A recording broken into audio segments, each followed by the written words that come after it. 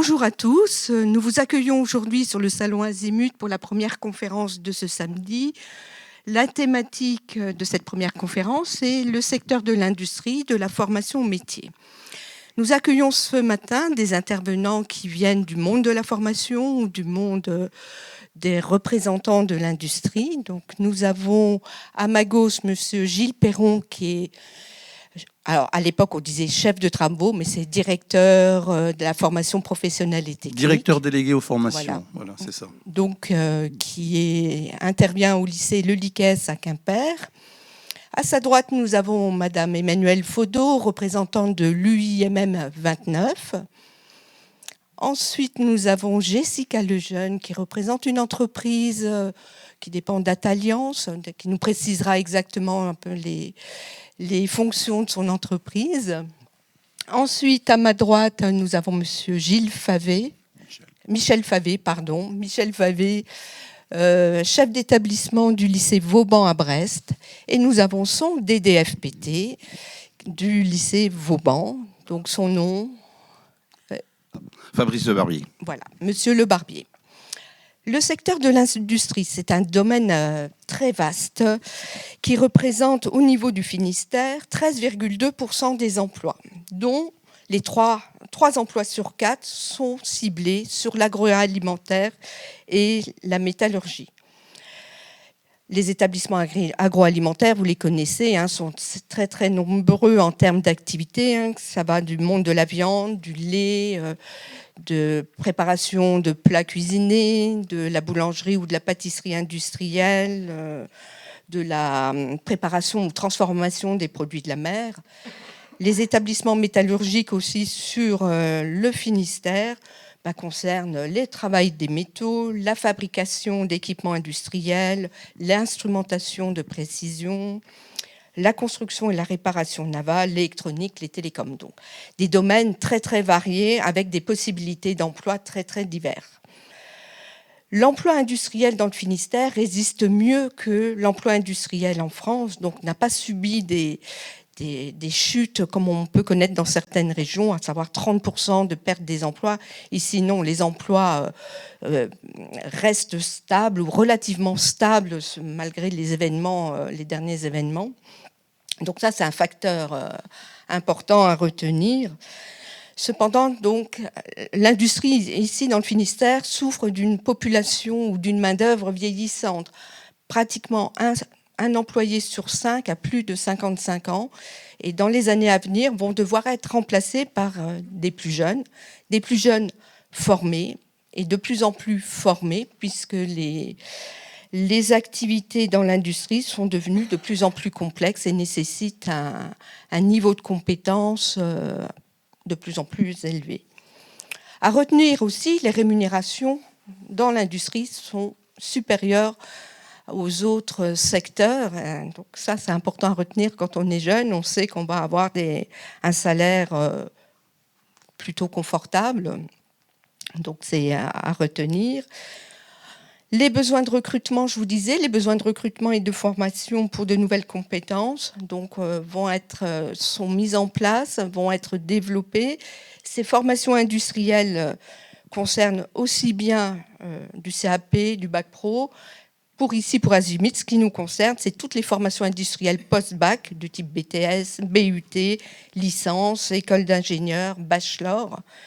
Pour en retenir un chiffre, on a calculé tout à l'heure, il y a 39 BTS au niveau de l'Académie de Rennes, une dizaine de BUT, et pas loin d'une dizaine d'écoles d'ingénieurs sur l'Académie de Rennes. Donc, un réseau d'écoles très dense pour des perspectives plutôt positives en termes d'emploi. Donc, je vais m'adresser aux représentants des formations, donc, qui représentent les BTS. Est-ce que vous pourriez me préciser déjà comment se déroulent les études en BTS, quelles sont les particularités et notamment les périodes de stage qui peuvent être souvent déboucher souvent sur de l'emploi. Je vous laisse. Oui, en préambule, pour faire suite à l'introduction donnée, donc effectivement, donc on peut déjà dire au départ que que nos élèves, nos stagiaires ont beaucoup de chance. Puisque donc, que l'on soit en CAP, en bac pro ou en BTS dans le domaine de l'industrie, donc ça a été bien dit, donc il y a beaucoup d'embauches, il y a beaucoup de perspectives en tout cas de poursuite et d'intégration en fait dans le milieu d'entreprise après les formations, qu'on soit en CAP, en bac pro ou en BTS, même si l'enseignement supérieur nous donc et le sujet aujourd'hui. Et puis donc on a également beaucoup de BTS qui poursuivent derrière en licence, ou qui après peuvent aussi intégrer parfois des écoles d'ingénieurs. Donc c'est une chance en tout cas de rentrer en formation dans le milieu de l'industrie, puisqu'on sait que derrière il y a de l'emploi, il y a des salaires aussi qui ne sont plus ce qu'ils étaient par le passé, donc qui sont mieux. Donc vraiment de belles carrières en tout cas en perspective en tout cas pour nos jeunes.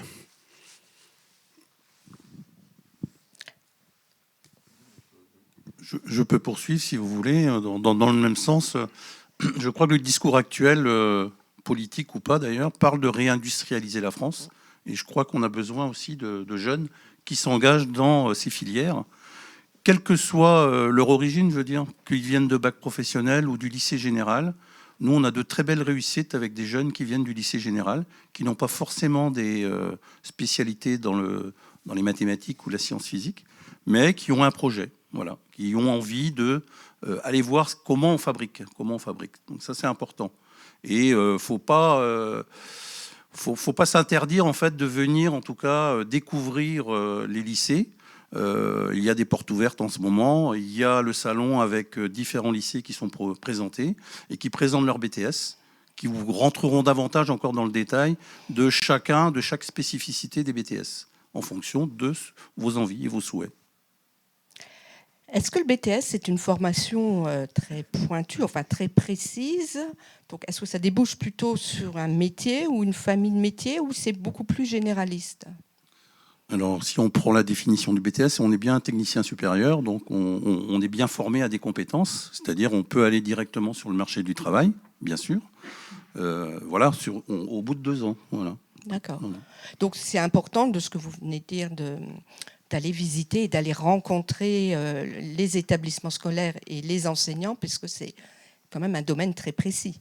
Oui, oui. Là, il faut venir déjà voir, et ensuite, vous avez des possibilités, quels que soient les lycées. Il y a des immersions pendant une demi-journée qui sont prévues et qui permettent justement d'être au contact avec d'autres jeunes, d'échanger avec ces jeunes et de découvrir en tout cas l'environnement et les plateaux techniques. Ça, c'est important. Et ce qu'on peut rajouter aussi, au niveau de la formation du BTS, donc c'est une formation, on a dit, professionnalisante, et avec l'aide des entreprises, puisque les entreprises nous accueillent nos jeunes sur des périodes de stage qui vont entre 8 et 10 semaines, voilà, environ. Donc ça se fait en fin de première année ou en fin de deuxième année, cette période de stage? Ça dépend des BTS, ça dépend des formations. La majorité, enfin, il y a toujours un stage en fin de première année, on va dire, et parfois, il peut être complété par quelques semaines en deuxième année, mais ça dépend en fait de chaque BTS. Et je voudrais rajouter une chose, c'est que quand même un BTS, c'est du concret. C'est vraiment, voilà, on est dans le cœur du métier, donc comparé à d'autres formations, on est vraiment dans du concret. Donc on va apprendre un métier, que ça soit en électrotech ou en chaudronnerie ou en CRSA. Donc, et il y a des projets. C'est ça qui est important aussi pour les jeunes, c'est qu'on a des projets. Donc je dirais que le fil des 2 ans de BTS, c'est qu'à la fin, on va présenter un projet. Et souvent, je prends le cas de Vauban, c'est des projets industriels. Donc on a des partenariats avec des entreprises qui font qu'on va fabriquer quelque chose de concret pour une entreprise. En chaudronnerie, nous, on fait des bateaux. En CRSA, on travaille pour Pro Techno. Donc voilà, c'est quelque chose qui est important aussi pour les jeunes. C'est qu'à la fin, ils vont quand même faire quelque chose de concret. Oui. Le but, c'est 3 ans. Voilà. Et après, nous, on a aussi les licences qui sont donc qui sont aussi là. Et donc, toutes les licences sont faites en partenariat avec l'IUT. Donc, c'est en alternance. En sachant aussi que nos BTS, en deuxième année, nous, comparé à l'UMM, c'est pas en alternance tout le temps. Nous, c'est en formation initiale. Et nous, on propose aussi de l'apprentissage en deuxième année.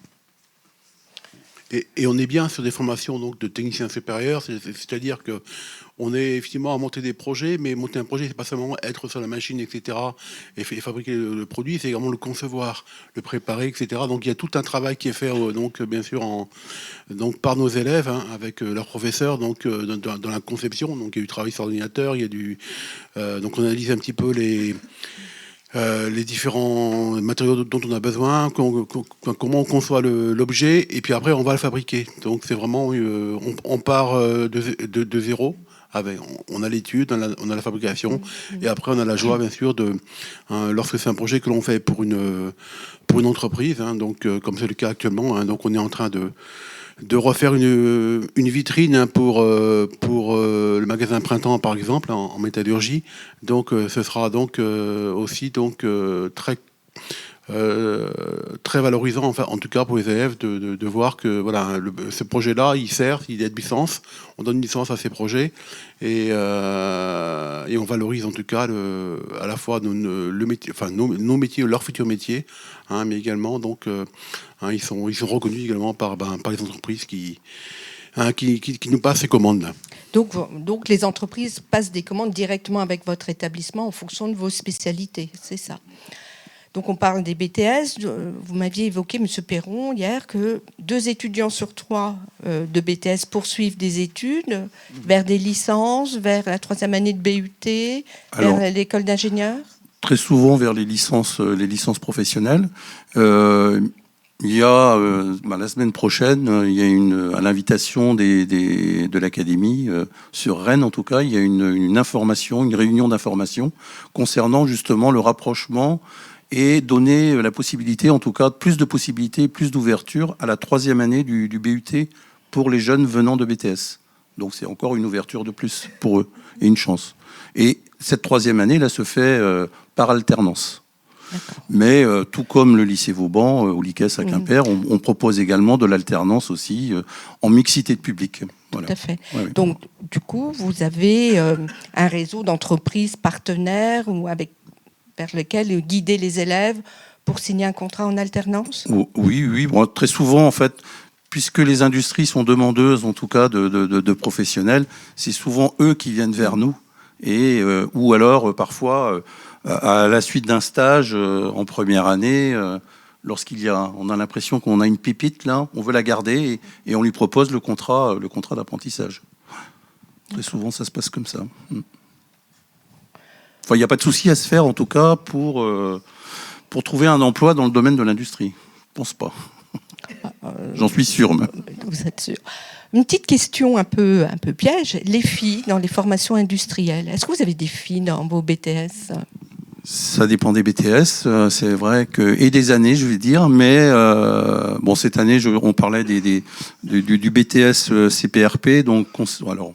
On ne va pas rentrer dans l'acronyme, mais en tout cas dans le domaine de l'usinage et de la productique. Cette année, on n'a pas de filles, mais l'an dernier, il y en avait 2. Voilà. Nous, on en a en chaudronnerie, par exemple, parce que c'est quand même un métier qui est un peu... On a des filles, on a en bac pro, on a 2 filles en première, 2 filles en terminale. En BTS, on a 1 fille en première et en électrotech aussi. Alors nous, on a une particularité, c'est qu'on a un parcours marine aussi. Oui. Donc, ce qui fait que ça attire aussi... Alors, c'est quoi ce parcours marine ? Alors, c'est un partenariat avec le CIN. Donc, actuellement, on en a 36. Le centre d'instruction navale. 36 en BTS qui font un parcours marine. Donc, ils sont chez nous en BTS électrotechnique, en CRSA, en ciel. Et le soir, ils retournent au CIN et ils ont une formation navale marine. Militaire. Voilà. Et après, ça leur permet de rentrer en maestrance et d'accélérer cette formation. Donc, ils le font en accéléré. Donc, au lieu de faire 1 an, ils font en 6 mois. Donc, ça leur ouvre aussi des parcours. Et donc, du coup, ça attire beaucoup les filles de pouvoir faire un BTS par ce parcours-là. C'est une sécurité en termes d'emploi. Oui. Enfin, c'est très fléché. Donc, voilà. Donc, on a parlé beaucoup des BTS, des BUT un petit peu. Il faut savoir qu'il y a aussi d'autres formations, et notamment les écoles d'ingénieurs qui sont quand même assez nombreuses sur le territoire. Donc, toutes ces formations-là sont à entrée sélective, que ce soit en BTS et sur dossier Parcoursup, le BUT aussi, les écoles d'ingénieurs aussi. Donc on a parlé assez rapidement des formations, les métiers du secteur de l'industrie, enfin les perspectives d'emploi, on l'a évoqué. Est-ce que vous pourriez nous préciser peut-être le secteur, les métiers est-ce que c'est le plein soleil pour nos prochains salariés de ce domaine ? Alors, moi, je représente l'Union des industries et métiers de la métallurgie. On est une organisation professionnelle patronale, pas un centre de formation en ce qui me concerne.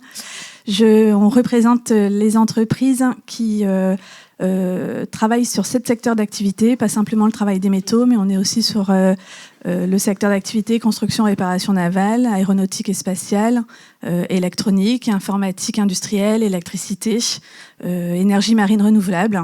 Voilà tous les secteurs de l'industrie de la métallurgie que je représente au travers des 640 entreprises qui relèvent de la convention collective de la métallurgie sur le territoire du Finistère. Nous, on en accompagne 180 sur différentes thématiques, mais notamment sur la thématique de l'emploi et du développement des compétences et de l'attractivité de nos métiers, puisque ce sont des métiers qui ne sont pas ou peu connus. Nos entreprises ne sont pas dans les centres-villes, elles sont plutôt dans les zones industrielles et on n'y va pas se promener le week-end. Du coup, on a tout un travail, nous aussi, d'ouverture des portes en fait, de ces entreprises pour qu'elles puissent promouvoir leur métier. Elles recrutent sans expérience avec une formation jusqu'à niveau Bac+5. Donc il y a des opportunités pour toutes les personnes en fait, qui ont un projet en fait, de vouloir travailler dans l'industrie. On a des métiers qui sont en tension, et notamment sur des techniciens de maintenance, donc c'est plutôt des profils à Bac+2, mais aussi des chargés d'affaires, des dessinateurs en bureau d'études, donc ce sont ceux qui font les dessins en fait, pour concevoir le produit, le projet en fait, avant de l'envoyer en fabrication à l'atelier. Chargés d'affaires, cela veut dire ? Chargés d'affaires, ce sont des personnes qui vont en fait aller voir un client, aller voir un client, comprendre le projet du client, définir avec lui il va jusqu'au devis en fait, et ensuite il va adresser son projet en fait à une équipe de dessinateurs en bureau d'études. C'est un peu le technico-commercial de l'industrie, pour faire en gros large, mais le groupe Atalian, qui recrute des chargés d'affaires, vous en dira plus aussi tout à l'heure. On recrute aussi sur les domaines de l'électronique. Beaucoup de demandes d'entreprises sur des techniciens en électronique, électroniciens, électrotechniciens, automaticiens, roboticiens. Voilà les nouveaux métiers émergents, puisque nos entreprises sont également obligées d'évoluer en fait, pour répondre à de nouvelles normes, mais aussi à rester, à s'équiper de nouvelles technologies. Donc on a aussi des nouveaux métiers qui vont être en devenir. Donc aujourd'hui, sur le territoire du Finistère, c'est 800 postes que nos entreprises ont à pourvoir, et sur tous les métiers. Et c'est pas simple, puisqu'on a besoin de compétences, de talents et de jeunes aussi qui s'intègrent dans les filières de formation. Donc du niveau Bac Pro jusqu'au niveau école d'ingénieur, en passant aussi par des masters des universités, puisque après un BUT, après une licence pro, elles peuvent aussi soit aller en école d'ingénieur, mais soit aussi rentrer dans des masters, par exemple de l'Université de Bretagne occidentale, sur des masters génie mécanique et productique, télécom et réseau, enfin voilà, il y en a pour tout le monde. En tant que parent, est-ce qu'il est possible d'aller à la rencontre des entreprises ou d'aller visiter in situ des entreprises pour... Alors, elles n'ouvrent pas leurs portes comme ça. C'est vrai qu'on a des actions durant l'année où les entreprises peuvent ouvrir leurs portes. On a la semaine de l'industrie qui se passe au mois de novembre. Alors, on a des entreprises, puisqu'on est sur un pôle industrie, on a des entreprises qui sont en dessous, en fait, qui peuvent répondre à vos questions si vous le souhaitez. C'est vrai que c'est pas simple. Après, il y a des entreprises qui font des journées portes ouvertes, justement, pour ouvrir leurs portes. Donc, il ne faut pas hésiter à aller à leur rencontre. Et puis, pour ceux qui sont intéressés, au travers des stages, alors il y a peut-être troisième, seconde, mais non, puisqu'il va y avoir des stages en seconde. Des premières, on peut aussi demander à faire des stages, en fait, en dehors du cadre scolaire, en fait, en conventionnant avec les CCI. Voilà. Et donc, c'est aussi un moyen, en fait, de s'assurer ou de se dire ok, j'ai vu ce que c'était, parce que c'est vrai que tant qu'on ne voit pas l'environnement de travail, tant qu'on n'est pas confronté à à ce qu'on y fait vraiment. Un nom, c'est joli, hein, mais derrière, il y a des missions, il y a un environnement de travail, et c'est vrai, tant qu'on ne le voit pas, c'est pas simple. Mais il y a des possibilités d'ouverture de stage, mais Jessica en parlera aussi, parce qu'elle ouvre ses portes. Donc, voilà. Vous parlez d'environnement de travail. Est-ce que l'environnement de travail dans le secteur industriel a changé ? Je pense qu'on n'est plus du temps de Zola avec cette image de non, fonderie. Faut arrêter. Je pense qu'il faut arrêter de mettre ça en exergue. En fait, non, nos entreprises, elles évoluent. Voilà, c'est pas Zola, c'est pas sale. On pollue plus, on pollue moins. Nous aussi, nos entreprises, elles sont obligées de prendre le virage des transitions, qu'elles soient environnementales, énergétiques. Elles sont dans l'obligation d'y aller parce que de plus en plus. On se tourne et elle se tourne vers là. Donc non, ce n'est plus Zola et je ne veux plus qu'on parle de Zola et de Germinal parce que c'est un temps qui est révolu depuis bien longtemps. Nos entreprises, elles innovent, nos entreprises sont technologiques, nos entreprises sont aussi soucieuses de moins polluer, de s'engager dans les transitions et voilà, elles ont un environnement de travail qui est agréable, elles prennent soin de leurs salariés, elles font beaucoup de choses en fait pour faciliter le travail de leurs collaborateurs. Il y a des ports de charge, mais c'est plus des ports de charge lourdes parce qu'elles sont équipées. Enfin voilà, il y a des moyens techniques et innovants en fait de plus porter des tonnes et des tonnes des kilos et des kilos de produits de matière. Donc non, nos entreprises sont résolument tournées vers l'innovation, la technologie. Alors je vends pas du rêve non plus. Hein. Il y a des beaucoup d'informatique. Il y a des entreprises, une chaudronnerie, ça sera jamais, travailler le métal, travailler la tôle, il y a des cabines de peinture, des cabines de soudure, Mais c'est comme dans tout métier, il y a des métiers un peu plus propres que certains autres et voilà. Mais encore, j'ai l'image de la chaudronnerie où on travaille plutôt en cabine et on programme. La machine, moi je parle pas, mais il y a un usinage qui se fait dans. Alors c'est de l'usinage, c'est pas de la chaudronnerie. Oui, on est sur de l'usinage où on a de la programmation, mais on a des experts de la formation qui pourront vous donner plus d'informations là-dessus. Mais mais on a toujours besoin des gens qui sont moi je dis il faut deux mains et une tête, parce que on a besoin des deux en fait, et c'est pas parce qu'on est que manuel qu'on n'a pas besoin de sa tête, c'est pas parce qu'on a que sa tête qu'on n'a pas besoin de nos mains, donc voilà. Il y a vraiment les deux. Il y a un réel besoin de découvrir tous les métiers qui nous semblent, vous avez vu, j'ai fait même l'erreur, qui nous semblent se ressembler en fait. Il faut vraiment ouvrir les métiers aux parents et aux élèves. C'est ce qu'elles font, mais c'est comme tout, en fait. C'est ce que je disais, nos entreprises ne sont pas dans les centres-villes. Nos entreprises, il y a quand même de la sécurité, il y a des choses comme ça. Donc, après, si les établissements scolaires souhaitent, elles ouvrent leurs portes, il y a des classes en entreprise. C'est sûr qu'on ne va pas ouvrir pour une famille qui veut visiter, mais elles font des journées portes ouvertes. Il y a la semaine de l'industrie qui est faite pour ça aussi. Il y a des opérations comme aujourd'hui où on fait venir des industriels qui sont là pour présenter ce qu'ils font. Mais après... Et puis il y a une nouvelle programmation, c'est-à-dire la découverte des métiers dès la classe de 5e. Je pense qu'on va avoir des relations avec l'UIMM ou avec AJE pour permettre aux élèves d'aller dans les entreprises. Le parcours à venir, c'est de la 5e jusqu'à la terminale. Donc c'est ce que je vous disais, les jeunes qui souhaiteraient rentrer dans un parcours d'observation professionnelle se rapprochent de leur établissement, sont inscrits dans des périodes de stage. En 3e, il y a des stages obligatoires. La seconde, ça va arriver du 15 au 30 juin aussi. Après, nos entreprises, elles sont ouvertes à accueillir dans la mesure du possible. C'est comme tout le monde, elles ont aussi des contraintes. Mais après, on a des établissements scolaires qui ouvrent aussi leurs portes pour faire les découvertes des plateaux techniques qu'ils ont à l'intérieur de leur école, de pouvoir aussi peut-être échanger avec des jeunes qui sont aussi, et ça je trouve que c'est aussi hyper formateur en fait de pouvoir aller échanger avec des jeunes qui sont déjà inscrits dans ces parcours et qui sont quand même les porte-parole et les ambassadeurs en fait de nos entreprises de demain. Donc voilà. Oui, comme on l'a très bien dit, donc la technologie évolue très très vite, hein, donc on est dans un monde qui technologique donc à pleine vitesse, si on peut dire. On se doit en fait dans nos formations donc d'être aussi performant, donc d'être aussi à jour.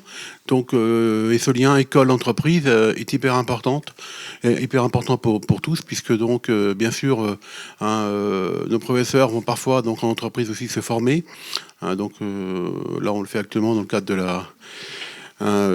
du BIMER, mais on a aussi, ça c'est important aussi, on fait venir les entreprises en fait dans le lycée, parce que c'est important aussi que nos jeunes rencontrent les entreprises, c'est important aussi que les professeurs discutent aussi des techniques, en tout cas des nouvelles techniques donc avec les professionnels, et ce lien-là, donc il est très très important, et il donne du sens en plus à la formation, il crée du lien, et pour nous c'est important d'accueillir les entreprises, et c'est ce qu'on a fait d'ailleurs donc à la fin du premier trimestre, donc je vais peut-être laisser Fabrice en parler un petit peu là sur ce qu'on a fait, quand on a accueilli les entreprises. On a décidé, dans le cadre de la valorisation de la voie professionnelle, de faire une journée dédiée, porte ouverte, aux gens du quartier, aux parents, aux entreprises, qu'on a accueillis avec plaisir d'ailleurs. Donc voilà, aussi pour, souvent, c'est un discours, on dit, on va passer de nous, éducation nationale, dans les entreprises. Mais souvent, j'ai dit aussi que les entreprises ne viennent pas assez chez nous. Donc c'était l'occasion de montrer nos plateaux techniques aux entreprises qui, a priori, ont apprécié. Donc, et aussi aux parents, voilà. Donc les gens sont venus une journée entière, voir déjà leurs enfants travailler, ou leurs petits-enfants, c'était le cas, et des entreprises aussi, voir échanger avec nos jeunes, parce que voilà, c'est important aussi. On a le discours, nous, enseignants, mais pour des jeunes, c'est important aussi d'avoir le discours entreprise. Donc ça met un peu plus de valeur dans les formations. Ça veut dire que vos équipements techniques sont similaires ou proches de ceux des entreprises ? Heureusement. Parce qu'autrement, ouais. Non, enfin moi je parle du lycée Vauban, mais c'est vrai qu'on a des plateaux techniques qui sont, je dirais, équivalents à ce qu'on peut trouver dans les entreprises. D'accord. Donc un haut niveau de formation. Un bon niveau de formation. On parle des entreprises, donc nous avons Madame Lejeune qui, du domaine des métiers, donc comment ça se passe le lien ou la formation ou le recrutement des personnes dans votre entreprise, et puis quelles sont vos spécialités? Alors bonjour à tous déjà. Moi donc je me présente Jessica, donc je suis chargée de recrutement pour le groupe Atalian. Donc sur le secteur Bretagne, parce que j'interviens aussi sur le Pays de la Loire. Secteur Bretagne, on est plutôt donc sous l'entité Cadou by Atalian Travaux Énergie. Donc on va intervenir tout ce qui est domaine en fait de l'électricité. On va intervenir sur le câblage, l'automatisme également. Donc les chargés d'affaires que tu parlais tout à l'heure, les assistants aussi chargés d'affaires, des techniciens bureau d'études, donc c'est très, très large.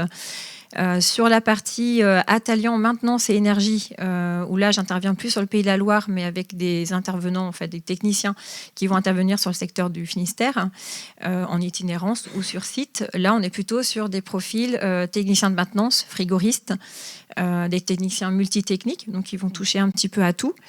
Et on est à peu près sur une moyenne de 50 à 60 recrutements par an sur ces postes-là.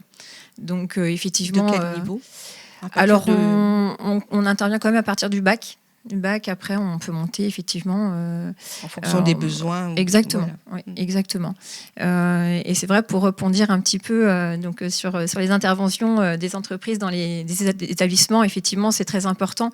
Et moi, pour ma part, ça m'a permis de voir effectivement tous les plateaux et de se rendre compte que oui, ils sont très bien équipés. Et on a la garantie que le jeune qui va sortir, notamment du lycée Vauban, j'ai pas encore eu l'occasion, mais on va se rencontrer avec plaisir. C'est prévu. Effectivement, ils sortent de là et on a la garantie qu'ils seront aptes en fait en poste, parce qu'ils sont vraiment très bien équipés, ils sont bien formés. Donc c'est très rassurant pour le coup. Donc on a prévu une intervention. On va organiser ça aussi au lycée Vauban. Après, c'est vrai qu'on prend en stage aussi. On prend dans le cadre de l'apprentissage. Donc là, on va lancer une campagne d'apprentissage pour voir un petit peu les besoins de plusieurs agences, parce qu'en fait, sur le secteur Bretagne, j'ai plusieurs agences. Donc selon les élèves où ils sont situés, on a une agence sur Brest, on a 2 agences sur Landerneau, une agence sur Caudan et une agence sur Tholé. Donc là, pour le coup, c'est quand même relativement large pour pouvoir accueillir un maximum d'élèves.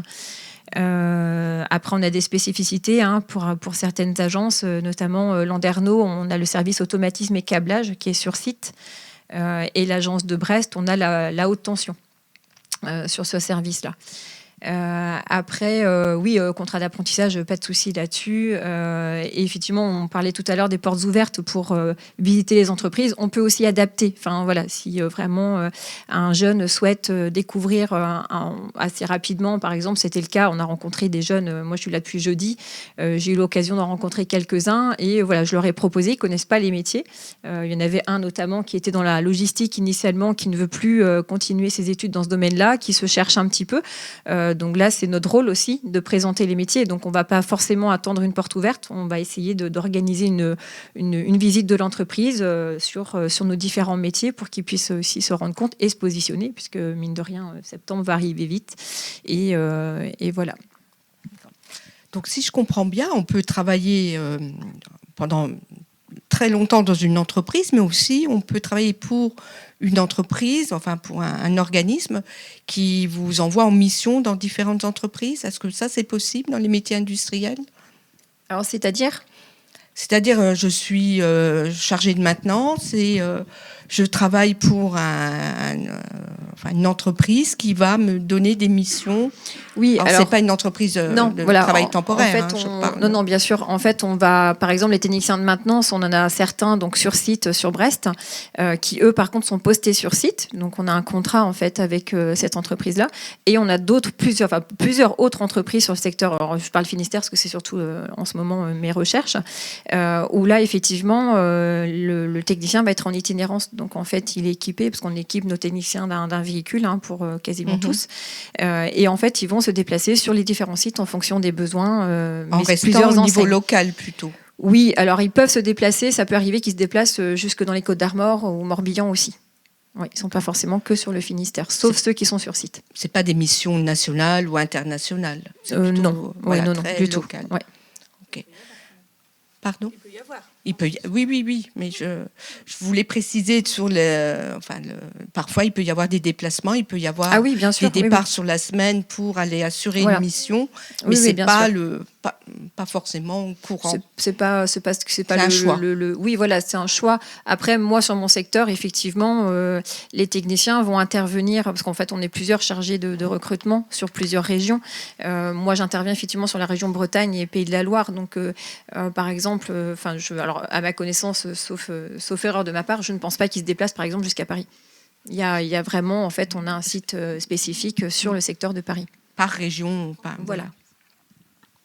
Par contre, alors en ce qui concerne le groupe Atalian, peut-être pas, mais par contre, on a des entreprises en fait qui envoient leurs collaborateurs sur des missions à l'étranger, sur des profils ingénieurs en fait qui vont partir 3 mois sur un projet. Enfin voilà, on a des entreprises, mais aussi de toute taille en fait qui des installations de machines spéciales qu'elles doivent mettre en fonction, mettre en service en fait dans un pays étranger. Donc les déplacements se font aussi.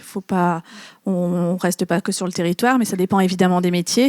Et ça, c'est d'un métier d'opérateur jusqu'à un métier de niveau ingénieur. En fait, les déplacements, pour ceux qui le veulent, ils peuvent le faire en France comme à l'étranger, en région comme en département. Enfin voilà.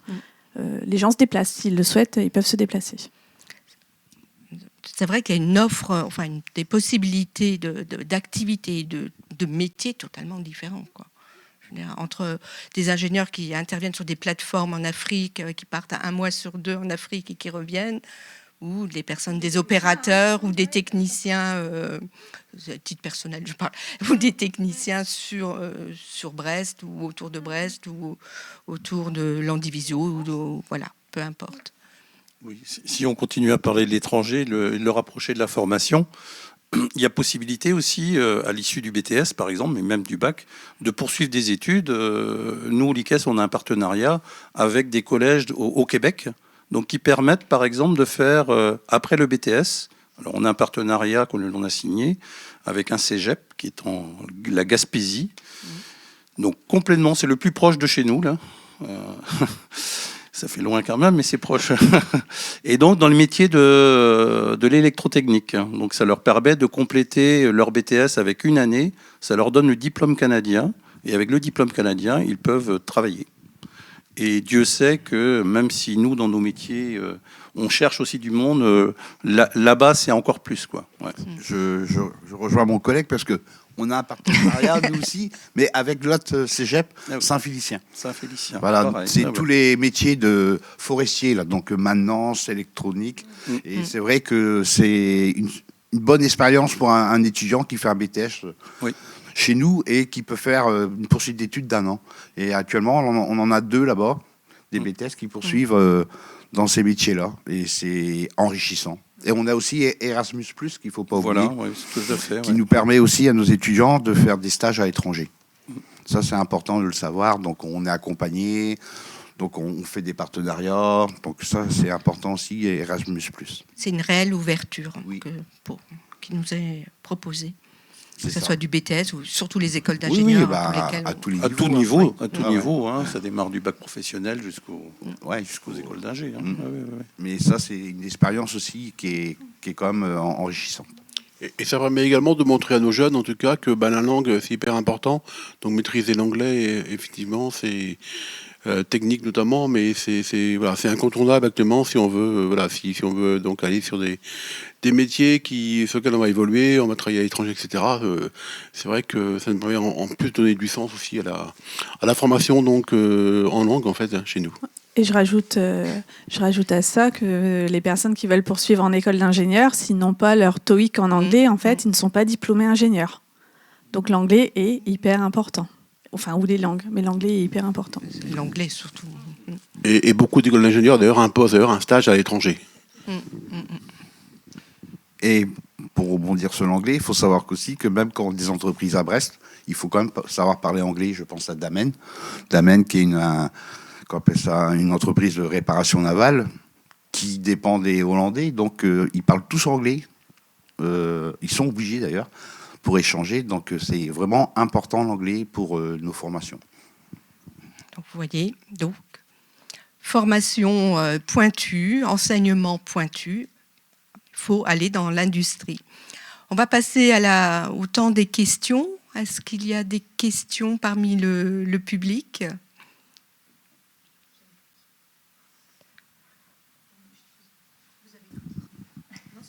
Vous n'avez plus qu'à venir nous rencontrer. Voilà, c'est ça. Ah, vous y allez ? Quels sont les niveaux de rémunération en fonction des diplômes ? Alors, si je puis me permettre, en tant que branche professionnelle, les rémunérations de nos entreprises sont entre 10 et 15% supérieures aux autres secteurs d'activité. Je ne peux pas vous donner un chiffre comme ça, parce que ça va dépendre des entreprises, ça va dépendre des métiers, mais on rémunère bien et les conditions de travail sont intéressantes dans l'industrie de la métallurgie. Pour rebondir,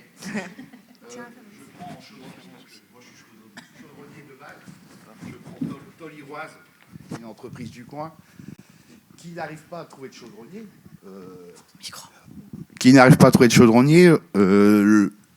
Un bac pro, il démarre à 13 € de l'heure. Avec prime d'intéressement, 13e mois. Donc c'est sûr qu'après, ça va dépendre des entreprises. Mais dans des métiers tendus, chaudronnerie, etc., les salaires commencent à... On ne trouve pas. Sur des métiers en tension, on a l'usinage, on a le technicien de maintenance, on a le chaudronnier, on a le soudeur, c'est comme tout. Aujourd'hui, je devrais me reconvertir, je ferai usineur, je pense, en fait, parce qu'il aura une rémunération, je sais, parce que la rémunération, alors je suis un peu plus âgée, mais dans 10 ans, en fait, elle est supérieure à un ingénieur, en fait. Les soudeurs sont aussi très bien rémunérés quand ils vont en L'industrie mission. de la métallurgie rémunère bien, en fait. Voilà, elle rémunère déjà 15%, entre 10 et 15% supérieur aux autres secteurs d'activité. Donc, dans tous les cas, en fait... J'ai pas calculé. On rémunère mieux, ça c'est clair. Nos entreprises ont des rémunérations supérieures aux autres secteurs d'activité. Alors, je me permets d'intervenir de mon ancien emploi, où du coup, je ne fais pas la pub de mon entreprise là, mais c'est pas grave, c'est sur la chaudronnerie surtout. Là, dans le domaine dans lequel je travaillais avant, j'avais l'occasion effectivement de rencontrer tous les métiers, puisque j'étais consultante en intérim notamment, dont dans la chaudronnerie, pour la soudure également. Oui, un soudeur qui vient aujourd'hui, alors je parle d'agence intérim, mais un soudeur qui vient aujourd'hui dans une entreprise par intérim ou directement sur site, il n'y a pas de souci, il ressort, il a un contrat. Ça, pas de souci là-dessus. La chaudronnerie, le pliage, l'usinage, tous ces métiers-là, il n'y a aucun souci. Moi, j'en parle pour le coup en connaissance de cause, puisque mon conjoint est ancien marin, a fait une formation de soudeur, et ça fait 1 an et demi qu'il est en entreprise sur le secteur en tant que soudeur. Et il aura du boulot tout le temps. Je veux dire, même si l'entreprise demain lui dit qu'il y a une baisse d'activité, pas de problème. Enfin, il n'y a aucun... oui, il y a du boulot, pas de souci. Il gagne combien ? Alors, il est dans le cadre de l'intérim, mais alors faut compter, effectivement, il y a les congés payés, indemnité de fin de mission, il y a tout ça qui rentre en ligne de compte, mais sur un 151 heures, enfin, on vient dire un temps plein, il va être quand même pas loin de 2 000 € net, à peu près. Mais là, voilà, je prends en compte congés payés, indemnité de fin de mission, donc c'est pas forcément très fiable. Mais en termes de taux horaire, oui, il doit être à 13 € de l'heure, effectivement. Mais ça dépend des entreprises, ouais. D'autres exemples, hein, dans le domaine de l'usinage, par exemple, des jeunes qui sortent de BTS vont débuter aux alentours de 1 800, 1 900 € dans certaines sociétés.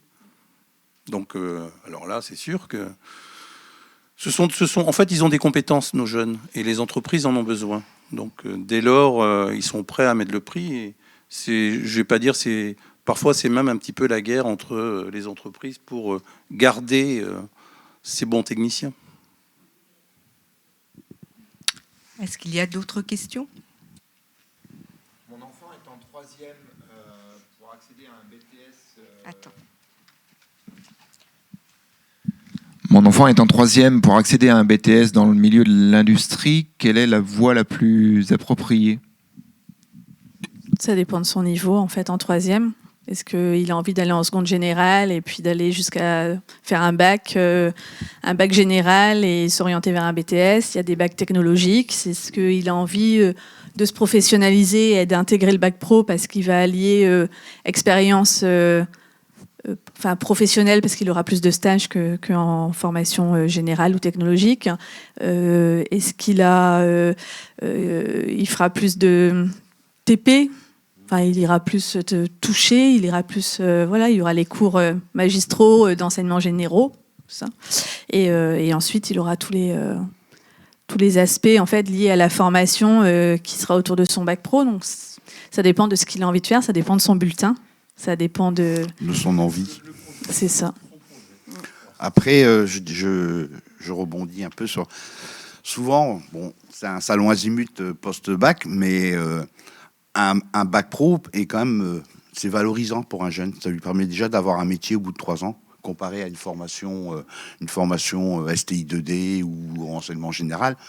Donc, faut pas négliger cette voie-là. Un bac pro, c'est une formation qui est très valorisante. Et ils peuvent poursuivre des études. Et qui est, d'ailleurs, ils sont favorisés pour les BTS. On a des taux qui nous sont imposés par le rectorat. En BTS chaudronnerie, en conception, réalisation, chaudronnerie industrielle, 70% des places sont réservées au bac pro. En motorisation toute énergie, 30% sont réservés pour nos bacs pro. Donc c'est important de savoir que si on fait un bac pro, c'est pas dévalorisant. C'est au contraire. Donc, c'est important. En fonction des BTS, il y a un pourcentage de places réservées pour des bacs pro. Pour des bacs techno aussi, je suppose. Non, que pour les bacs pro. Pour des bacs pro. Suivant les spécialités, on a un pourcentage. Non, non. Non, 70% en chaudronnerie, 30% en motorisation toute énergie, parce qu'il y a beaucoup de physique et de maths. Voilà. Et autrement, en automatisme ou en cybersécurité informatique et électronique, c'est 50%. Et il y a aussi des places réservées en BUT pour les bacs techno, voilà. des pourcentages En variables. but, par exemple, BUT. maintenant, tout ce qui est but, les STI 2D, je prends les STI 2D, 50% des places sont réservées pour les STI 2D. Enfin, les bacs technologiques, pas forcément les STI 2D. Donc un élève de bac pro, de bac technologique qui veut continuer en tout cas ses études, hein, donc il y a vraiment pas de souci hein, dans l'industrie. Au contraire, il faut y aller. Et puis je dirais également que c'est vrai que ce qui est important en fait, c'est de montrer en fait hein, qu'il y a des possibilités effectivement de formation et d'embauche dans l'industrie. Nos jeunes, évidemment, doivent choisir, et pour réussir après ces études, hein, il faut vraiment que ce soit leur projet à eux. Il faut qu'ils aient envie de le faire. Hein, et pour avoir envie de le faire, il faut connaître un petit peu. Hein, donc, en fait, il faut être en capacité de choisir. Donc, surtout ne pas hésiter à passer dans les entreprises, à passer nous voir dans les lycées, hein, que ce soit à Quimper ou à Brest. Voilà, il faut découvrir ce monde-là qui est souvent méconnu, y compris hein, de la part des parents ou quelquefois aussi de certains professeurs d'enseignement général hein, qui ne connaissent pas très très bien forcément ces milieux-là. Mais c'est important en tout cas de faire connaître hein, notre environnement, et après comme ça le jeune il peut choisir en connaissance de cause, et quand il donne une formation qu'il a choisie, forcément c'est déjà bien parti pour un peu réussir en tout cas son diplôme. Je vous remercie. Est-ce qu'il y a d'autres questions ? Non, je peux peut-être juste rajouter parce qu'on parle beaucoup de bac professionnel, donc la facilité pour entrer en BTS, mais je pense que c'est ce qui est dommage d'ailleurs en lycée général, technologique c'est pas le cas, mais en tous les cas en lycée général on ne parle pas suffisamment des filières courtes, donc des BTS, des bac plus 2, et souvent les jeunes en fait se disent bon je vais aller ou les parents disent allez va faire déjà ton bac général et ensuite on verra. Sauf qu'on parlait tout à l'heure des quotas et des pourcentages de réservés pour les STI 2D. Et cette année, nous, par exemple, dans une classe de BTS, alors, ils ne sont pas venus par défaut. Peut-être un petit peu, mais en tout cas, il s'épanouit dans la filière où il est, en domaine de l'usinage. Mais c'était quelqu'un qui a fait un bac général en spécialité sciences de l'ingénieur. Donc, il espérait, il se disait, je vais rentrer à l'IUT sans souci. Sauf que, voilà. Alors après, il y a aussi le côté géographique, il voulait rester dans le secteur, mais il n'a pas été pris, et il est revenu nous voir. Et ce sont des élèves et un autre, pareil, un autre exemple, hein, et qui n'a pas fait sciences de l'ingénieur, qui a fait des mathématiques, il a fait de la physique aussi également, et la SVT, qui est passé également par le domaine de l'usinage, et qui s'en sortent, ils sont des 16-17 de moyenne, ils ont très vite rattrapé leur retard. Et il y a du partenariat, du compagnonnage qui se fait entre les jeunes de bac pro, qui eux ont un peu plus, je dirais, de compétences dans le domaine en tout cas professionnel, un peu moins à l'aise dans le domaine général, et donc il y a de l'entraide. Et ça marche très bien. Ok. Je vous remercie pour votre participation, qui était riche d'exemples en tout cas. Donc, le message est passé. Le secteur de l'industrie recrute.